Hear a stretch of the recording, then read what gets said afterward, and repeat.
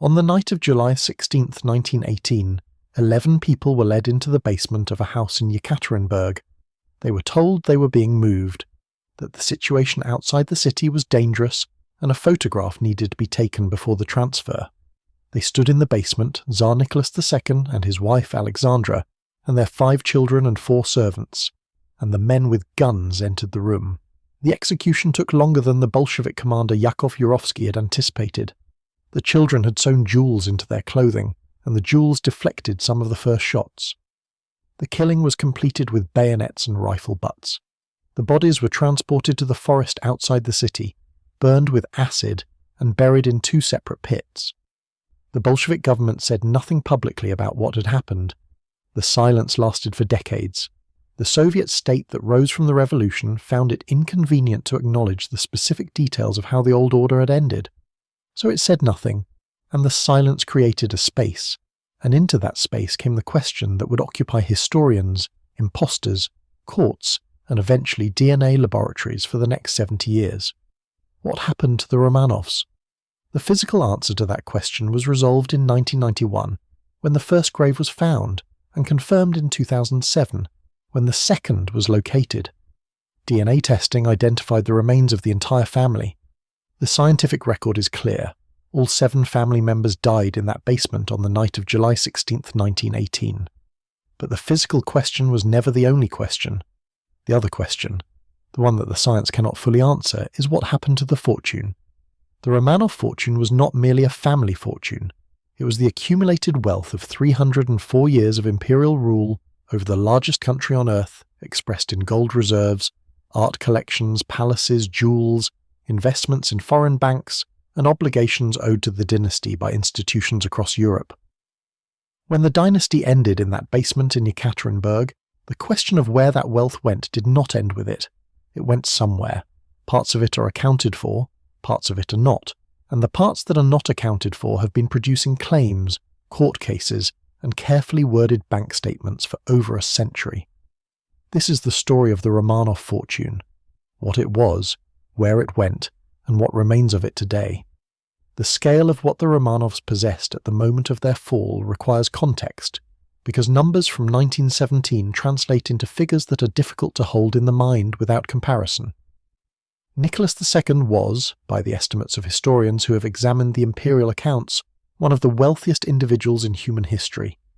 The comparison is not straightforward, because the Romanov wealth was entangled with the wealth of the Russian state, in ways that made the distinction between personal and state assets a matter of legal and political interpretation, rather than a simple accounting question.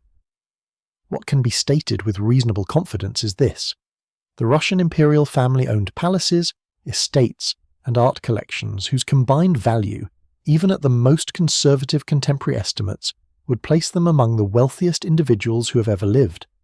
The Winter Palace in St. Petersburg, the Catherine Palace at Tsarskoye Selo, the Peterhof Complex, the Levadia Palace in Crimea, the private art collection, including works by Rembrandt, Raphael, Velázquez, and hundreds of other European masters, much of which is now housed in the Hermitage Museum.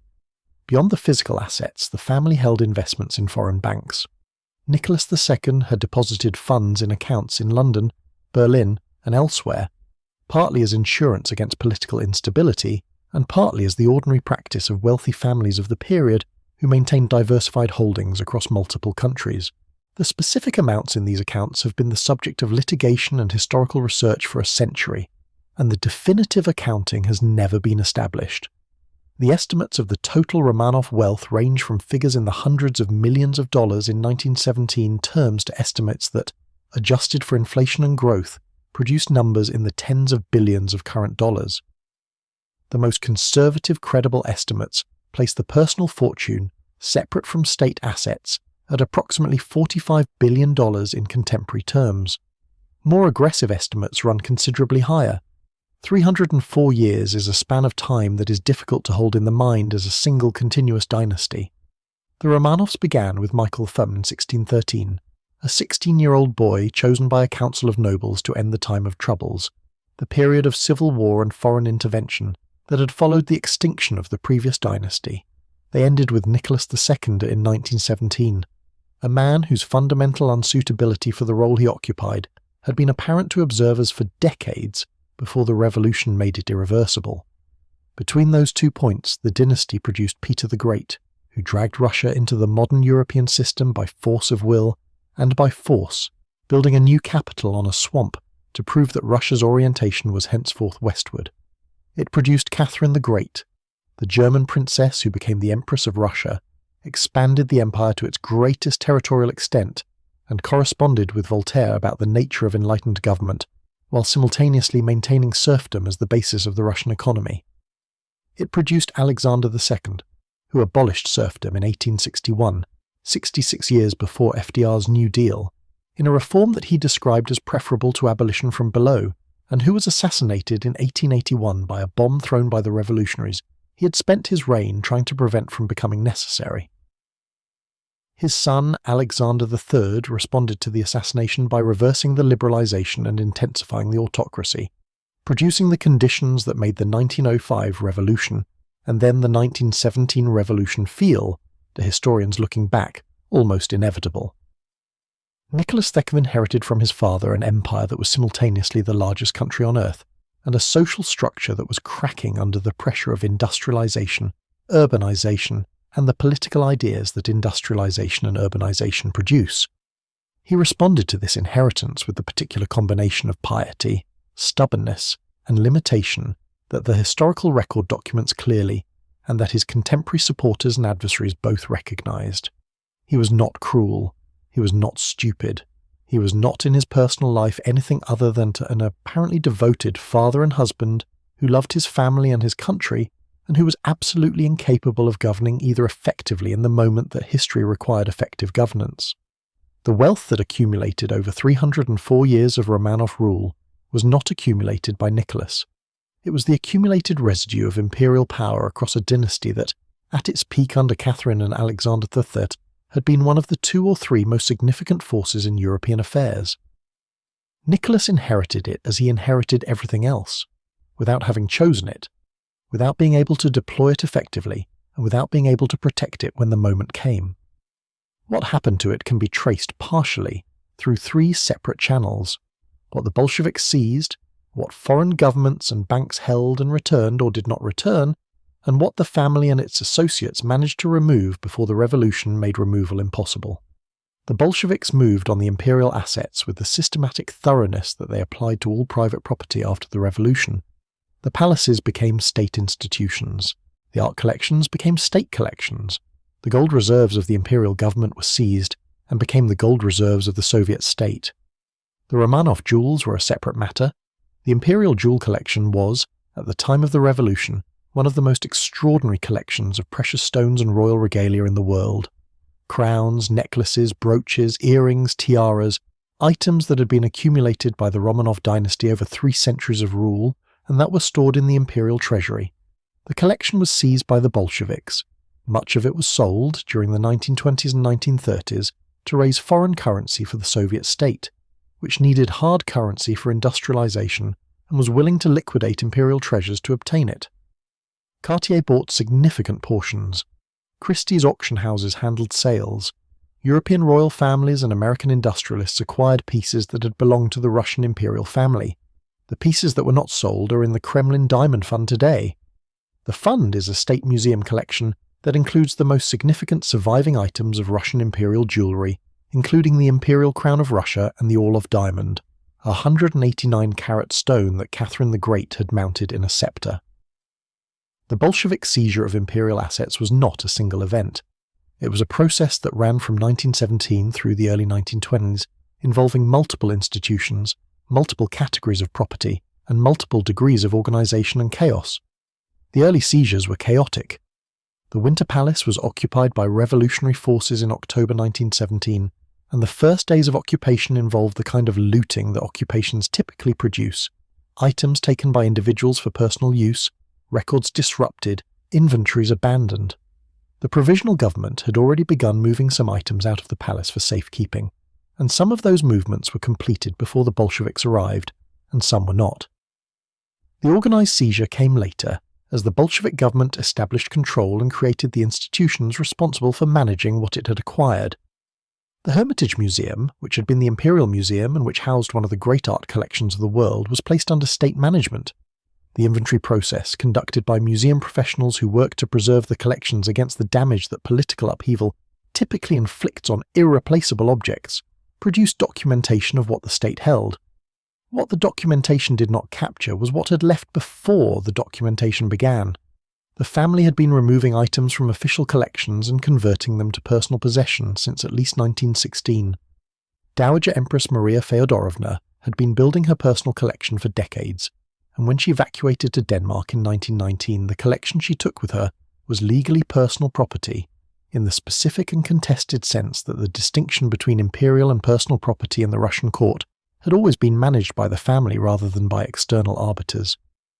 The Bolshevik government's position was that all imperial property was state property, and that the family had no valid distinction between personal and dynastic holdings. The European courts that subsequently heard claims related to items the family had removed took a more nuanced view. The sales from the Dowager Empress's collection after her death produced proceeds that went to her estate rather than to the Soviet state, which had claimed them but had no legal mechanism to enforce the claim in Denmark. The Soviet state's foreign currency needs in the 1920s and 1930s produced a systematic liquidation of the seized imperial art collections that historians have documented in detail. Armand Hammer, the American businessman and art dealer who had established a relationship with the Bolshevik government, was one of the primary purchasers. The Mellon family acquired works that are now in the National Gallery of Art in Washington. Andrew Mellon's acquisition of Russian imperial art was so extensive that it was the subject of attention from American tax authorities, who suspected he had paid less than full value, though this suspicion was never proven in court. The art left Russia. The records of what was sold and for what price are in the Soviet archives. The records of who bought what are in auction house records and collection catalogues. The movement from imperial collection to American museum can be traced, if not perfectly, then well enough to understand the scale of what the Bolsheviks liquidated to fund industrialization. These assets are accounted for. They are in the Russian state's possession. What is less accounted for is what left Russia before the revolution completed its seizure of everything. The Romanov women knew, by 1916 and certainly by early 1917, that the situation was deteriorating in ways that could not be reversed by the usual means. The Empress Alexandra, who had been born Alex of Hesse, a German princess, had watched the war and the domestic unrest and the revolutionary pressure building for years. The Tsar had dismissed warnings from ministers, from relatives, and from foreign ambassadors who could see what the trajectory was. The women of the family began moving jewellery out of the official imperial collections and into personal possession. Some of this was simply the ordinary behaviour of people securing assets they considered personally theirs against potential instability. Some of it was more deliberate.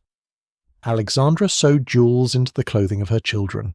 This was discovered at Yekaterinburg when the shooting began, and the bullets deflected off the hidden stones. Some of the jewels that had been sewn in were recovered by the Bolsheviks. Some were not. The specific accounting of what was recovered and what disappeared in the chaos of that night has never been established. The Dowager Empress Maria Feodorovna, who was Nicholas's mother and who was in Kiev when the revolution happened, was not captured. She was eventually evacuated from Crimea in 1919 by a British warship sent at the personal instruction of her nephew, King George V. She took with her a collection of jewellery that had been her personal property, items given to her by her husband Alexander III, and accumulated over decades as empress. After her death in Denmark in 1928, the jewellery collection she had removed from Russia was auctioned.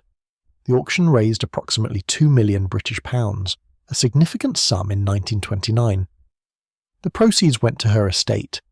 The question of what she left behind in Russia, what she did not take, and what others took on behalf of the family before the Bolsheviks consolidated control is a question that the historical record answers partially and not completely. The most significant unresolved question about the Romanov fortune concerns the foreign bank accounts.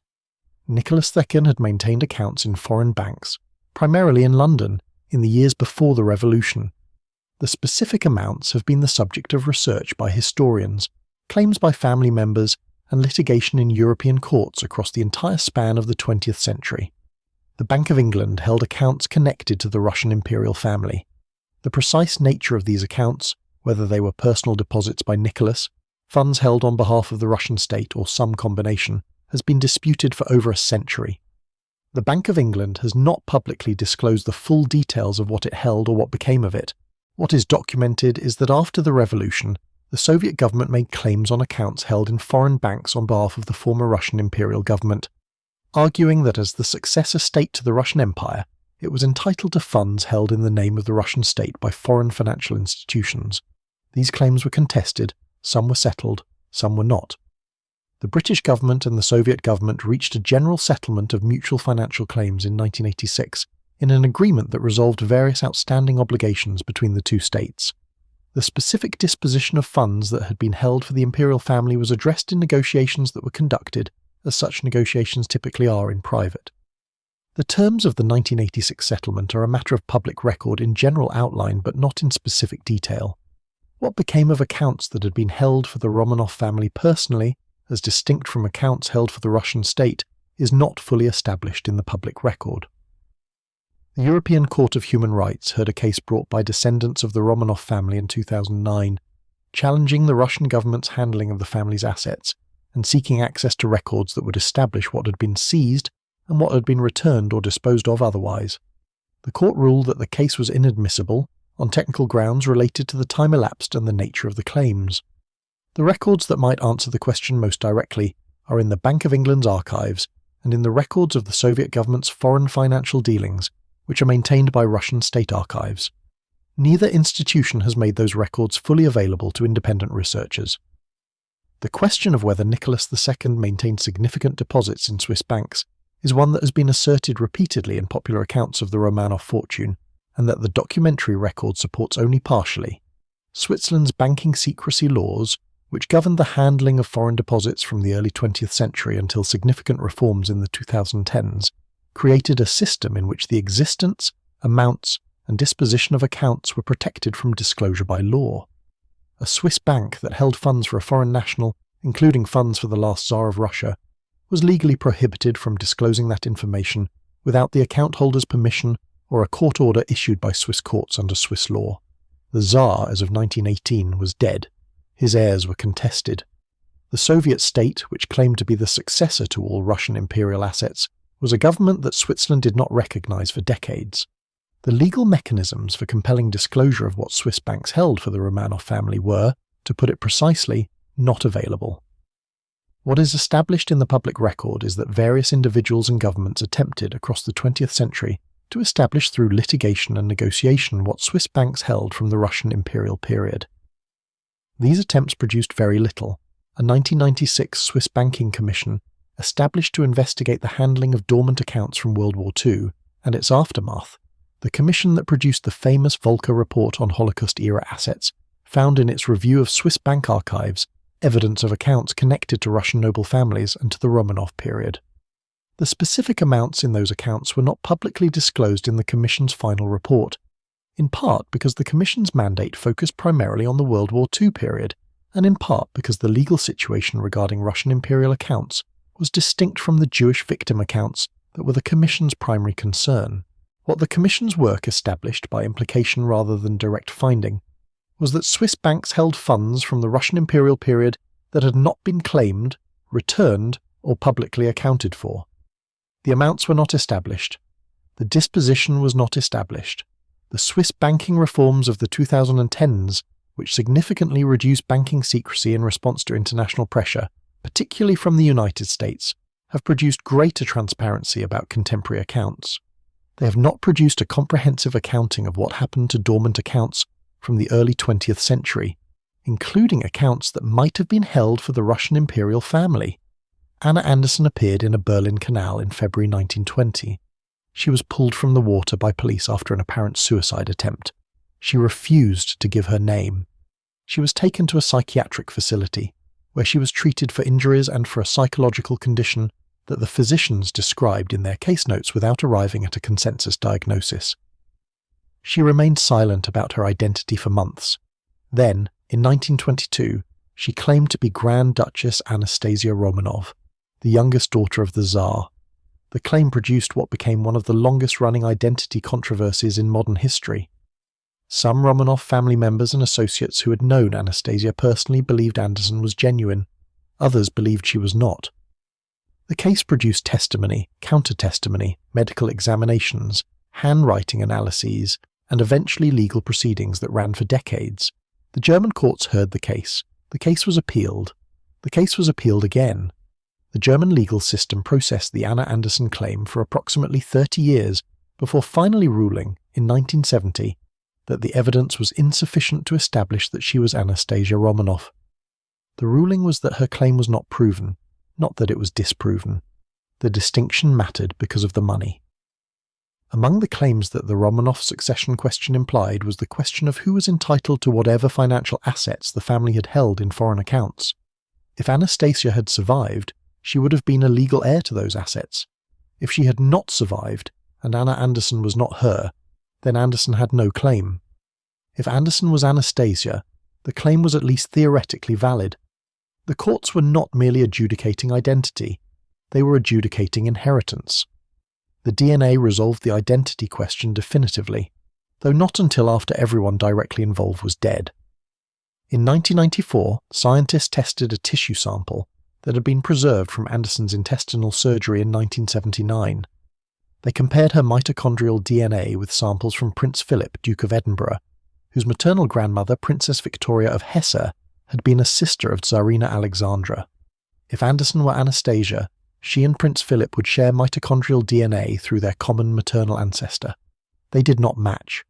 They did match the DNA of a family whose ancestor was a Polish factory worker named Franziska Szankowska, who had disappeared from Berlin in 1920, around the time Anderson appeared in the canal. Anna Anderson had not been Anastasia Romanov.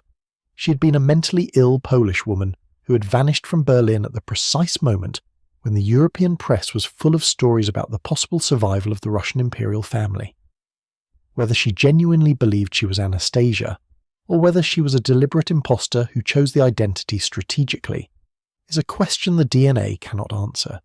She died in 1984. She maintained her claim until the end. Over 200 people claimed to be surviving members of the Romanov family in the decades after 1918. The most common claim was Anastasia, because the popular imagination had fixed on her as the most likely survivor. She was the youngest daughter, the most spirited in popular memory, the subject of folk stories about escapes almost from the moment the Bolsheviks announced that the family had died. The Anastasia mystery was, in a specific and important sense, useful to people who needed the mystery to continue. As long as the family's deaths were uncertain, as long as the bodies had not been found, as long as the succession was in question, the question of the foreign bank accounts and the inheritance remained legally alive. The Bolsheviks found it useful initially to leave the death ambiguous, because the specific details of what had happened in that basement were not something the Soviet state wanted examined carefully. Later, the Soviet state found it useful to maintain silence because acknowledging the truth would have required acknowledging other things. The foreign banks that held Romanov assets found the legal uncertainty useful because as long as the succession was contested, no heir could compel a full accounting. Everyone who had an interest in the questions remaining open had an interest in keeping it open. The mystery persisted for 70 years not merely because the bodies had not been found, but because powerful institutions found the mystery more convenient than the answer. The bodies were found in 1991 in a field outside Yekaterinburg by Russian archaeologists working with access that the Soviet collapse had finally made possible. A Soviet forensic scientist named Avdonin had actually located the grave in 1979, but had reburied the remains and kept silent, knowing that a public announcement was politically impossible under the Brezhnev government. He waited 12 years. The 1991 discovery identified the remains of Nicholas, Alexandra, and 3 of their daughters through DNA comparison with living relatives. 2 sets of remains were missing, a boy and a girl. The missing remains were the foundation for the continued suggestion that one of the children might have survived. A second grave was found in 2007 near the original site. DNA analysis confirmed that the remains were those of Alexei and one of the daughters. The scientific case for the family's complete execution was now established beyond any reasonable doubt. All 7 family members had died in that basement in July 1918. The Anastasia mystery was closed. The fortune mystery was not. The Russian Orthodox Church canonized Nicholas Assess and his family as passion bearers in 2000. The canonization was controversial within the church and within Russian society, not all of which had arrived at a settled view of the Romanov legacy. Nicholas II had been a weak and often catastrophically wrong-headed ruler whose decisions had contributed materially to the conditions that produced the revolution that killed him. The canonization nonetheless happened. The Romanovs were saints. The canonical status gave the family, or rather the institution that represented their memory, a moral and cultural legitimacy that had implications for the political uses of the Romanov legacy in contemporary Russia. Vladimir Putin has been, across his tenure, a careful user of Russian historical symbols. The Romanov period, and specifically the era before the revolutionary destruction of Russian imperial institutions, has been one of the cultural resources available to a leader who has sought to build a Russian national identity that incorporates pre-Soviet as well as Soviet elements. The rehabilitation of the Orthodox Church, the canonization of the last Tsar, the construction of a Cathedral of the Resurrection at the site of the Apatiev house in Yekaterinburg where the family was executed, these are elements of a political project that uses the Romanov memory as raw material. The church that was built on the site of the execution is called the Church on Blood. It is one of the largest Orthodox churches in Russia. It draws pilgrims.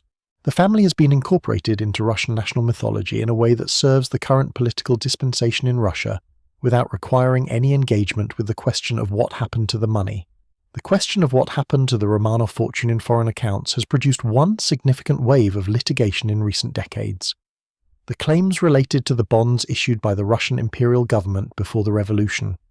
The Russian imperial government issued bonds to foreign investors in the late 19th and early 20th centuries to finance railway construction and other infrastructure projects.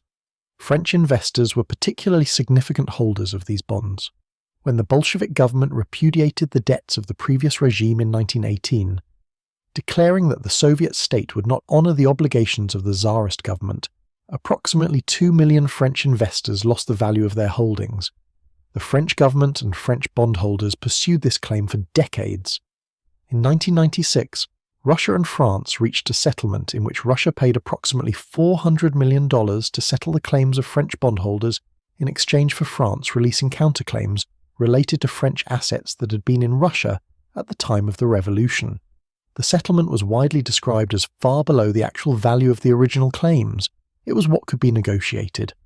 The broader question of Romanov personal assets in foreign accounts, as distinct from Russian state obligations to foreign creditors, has not been settled in a similar comprehensive negotiation. The Bank of England's records remain partially undisclosed. The terms of the 1986 Anglo-Soviet settlement that touched on these accounts are not fully public. The Russian state archives that contain records of Soviet negotiations about imperial assets have not been fully opened to independent researchers. What sits in those archives, and in the Bank of England's files, is the documentary record of what was held, what was claimed, what was transferred, and what remains unaccounted for. The records exist. They have not been disclosed. The living descendants of the Romanov dynasty are numerous and scattered. The House of Romanov, the organisation that represents the dynastic succession, is led by Grand Duchess Maria Vladimirovna, who lives in Madrid. Her son, Grand Duke George Mikhailovich, is the presumptive heir. These individuals have no legal claim to the Russian state, which has been a republic for over a century, and they have made no serious attempt to assert one. Their relationship to the Russian state and to Russian society is primarily cultural and philanthropic, rather than political. The question of what financial claims they might theoretically have against the assets that foreign banks hold from the imperial period is a legal question that has never been fully adjudicated, in part because the relevant documentary evidence has not been made available. The Romanov family's jewels that were sold by the Soviets in the 1920s and 1930s are in private collections and museum collections around the world. Several significant pieces have appeared at auction in recent years. When a Romanov piece sells at Christie's or Sotheby's, the provenance documentation generally acknowledges that the piece originated in the Russian imperial collection and was acquired, directly or indirectly, from Soviet state sales after the revolution. The pieces were sold by the state that had seized them from the family. The sale was legal under the laws of the state that conducted it. The current owners have clear title under the law that governs the movement of art and jewellery in the contemporary market. Whether the original seizure was just is a moral and historical question that no court has been asked to resolve, and that the passage of time makes less likely to be resolved through legal process. In October 2005, the Sverdlovsk Regional Court in Russia formally rehabilitated the Romanov family, ruling that they had been victims of political repression. The ruling was legally and symbolically significant. It acknowledged, formally, what had happened in that basement in 1918 as a crime rather than a revolutionary act. The rehabilitation did not produce a financial reckoning. It was not designed to. The Russian state was not about to subject itself to claims for the return of assets it had held for nearly a century, and the rehabilitation was carefully structured to avoid creating legal grounds for such claims. The Church on Blood in Yekaterinburg opened the same year. The political project of memorializing the Romanovs and the legal and financial project of accounting for what happened to their assets have run on separate tracks deliberately. The memorial conserved the national narrative. The financial accounting would require disclosures that no institution involved in the century-old disposition of those assets has shown any interest in making. The Romanov legacy in contemporary Russia is a layered thing, used differently by different institutions and individuals and serving different purposes depending on who is deploying it and to what end. The Russian Orthodox Church's canonization of the family in 2000 was a statement about martyrdom and about the relationship between the Church and the state in Russian history. It was not primarily a political statement about the current Russian government, though it inevitably had political implications. The family that was canonized was presented as a model of Christian suffering, not as a political alternative to the current order. Putin's use of pre-revolutionary Russian imagery and symbolism has been consistent across his tenure, but it has been selective. He celebrates the imperial period's territorial achievements and its cultural output. He does not celebrate its political institutions. The Romanov autocracy is useful as an image of Russian greatness, but not as a model for contemporary governance, which Putin presents as something different from both Soviet and imperial predecessors, while drawing selectively from both. The Church on Blood in Yekaterinburg, which opened in 2003 on the site of the Apatiev house where the family was executed, receives approximately 200,000 visitors per year, many of them pilgrims who treat the site as sacred. The canonization has made the family's death a religious event in the specific Orthodox sense, transforming what was a political murder into a martyrdom. This transformation serves several purposes simultaneously. It gives the Russian Orthodox Church a set of recent saints who died at the hands of the Bolsheviks, reinforcing the Church's narrative of its own suffering under Soviet power. It gives the Russian state a symbol of the pre-Soviet past that can be honored without honoring the political institutions of that past. And it gives Russian society a story about royal suffering that connects to very old traditions of royal martyrdom in Orthodox Christianity. What it does not give anyone is a financial accounting. The Romanov Foundation, established in Germany, works on historical preservation and cultural projects related to the Romanov legacy. The House of Romanov, led by Grand Duchess Maria Vladimirovna in Madrid, maintains the dynastic succession in the cultural rather than political sense. Various Romanov descendants in Europe and the United States participate in charitable and cultural activities that use the family name. None of these activities involves the financial question. The financial question has been processed through courts and negotiations that have produced partial settlements and maintained partial silence. The full accounting, if it is ever made, will require the voluntary disclosure of records that the institutions holding them have declined to disclose for over a century. A century of institutional silence is not an accident, it is a policy. The night of July 16, 1918 was the end of the Romanov dynasty as a ruling institution.